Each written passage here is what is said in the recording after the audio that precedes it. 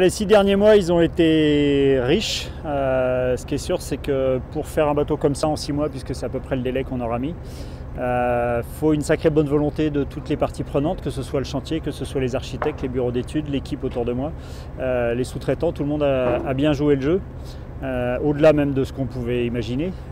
C'est sûr qu'on avait un petit peu sous-estimé l'influence du mois d'août, mais peut-être aussi un peu surestimé nos capacités.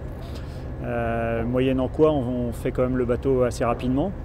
Il ne s'agit pas seulement de le faire rapidement, mais surtout qu'il soit bien fait, parce que maintenant qu'il va aller à l'eau, maintenant qu'il flotte, il faut qu'il navigue tout de suite et qu'on n'ait pas de gros soucis.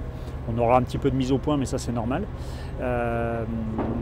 Mais surtout c'est génial d'avoir réussi à garder une dynamique avec toute une équipe, avec tout le monde, pour que voilà, ce soit marche avant obligatoire quoi qu'il arrive. Même si de temps en temps il y a eu des petits contretemps, des petits coups de frein et des désagréments de la vie quotidienne de ce genre de projet.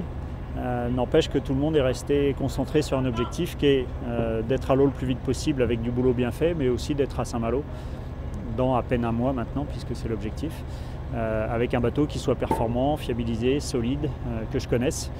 Et c'est sûr que le fait d'avoir passé quasiment les 3 derniers mois sur le chantier, quasiment 7 jours sur 7, me permet aujourd'hui de mettre un bateau à l'eau que je connais déjà à 95%. Ce qui fait que maintenant il y a juste les petites subtilités à découvrir ou à peaufiner, mais l'essentiel est déjà là. Aujourd'hui, la mise à l'eau, c'est une étape de ce processus. Ce n'est pas celle qui est sur le dessus de la pile, même si le test à 180 degrés, c'est très impressionnant. Même si, pour beaucoup d'entre nous, une première sortie avec un bateau neuf, c'est toujours un moment génial. Mais voilà, il y a encore des choses à faire et je ne vais pas m'arrêter maintenant. Malheureusement, je n'irai pas boire un coup ce soir. Le nouveau Foncia version 2010, déjà, il n'a pas les mêmes couleurs. Il n'a pas tout à fait la même robe. Par contre, il a la même agressivité, peut-être même un peu plus, puisque notamment le pan coupé en haut de la coque rajoute un peu d'agressivité. Mais ça, c'est pour des questions d'adaptation à la nouvelle réglementation des 60 pieds Moka. Et puis là, on ne le voit plus parce qu'il y a des voiles dessus, mais il y a un pont en aile de mouette qui permet de descendre le poids des voiles, des enrouleurs, de tout le bazar, et rendre, si possible, le plan de voilure un petit peu plus efficace.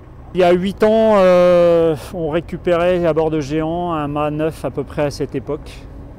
On a été le dernier bateau arrivé dans le bassin de Saint-Malo. J'espère que cette année, on sera à l'heure à Saint-Malo. Certes, c'est dans un mois, mais voilà, on a de quoi s'occuper. On ne va pas partir en vacances pendant le mois qui nous reste jusqu'au départ à Saint-Malo, mais ça va, je suis confiant.